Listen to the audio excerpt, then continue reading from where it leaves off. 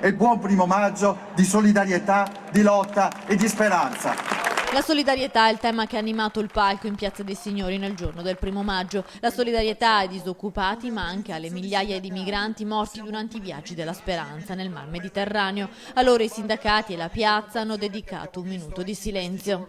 C'è da chiedersi cosa deve ancora succedere per ripristinare Mare Nostrum. Alle parole del segretario della CGIL Ferrari segue la risposta della politica presente con il presidente del Consiglio Comunale di Padova, Roberto Marcato. Non esiste accoglienza senza un dopo.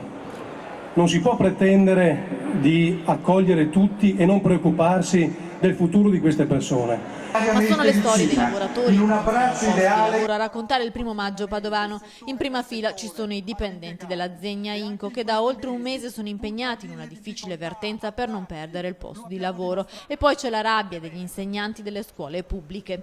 Tutta la scuola sarà in una grande bolgia perché i nuovi precari saranno i colleghi di ruolo. Sul palco di Piazza dei Signori non ha voluto mancare il vescovo di Padova. Sono vicino a tutti i lavoratori e a tutti coloro che muoiono sul lavoro. Sono sofferente e preoccupato per i disoccupati, ha detto il vescovo ricordando San Giuseppe Lavoratore. Noi come Chiesa celebriamo la festa di San Giuseppe Lavoratore, che ha insegnato a Gesù l'arte del falegname, del fabbro.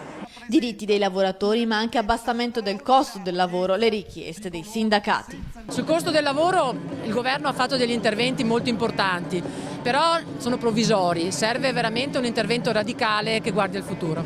Qualcuno potrebbe dire che ci sono state molte più assunzioni a tempo indeterminato. In verità non è così, perché parte di queste assunzioni sono assunzioni che le aziende avevano rinviato sentendo odore di agevolazioni fiscali.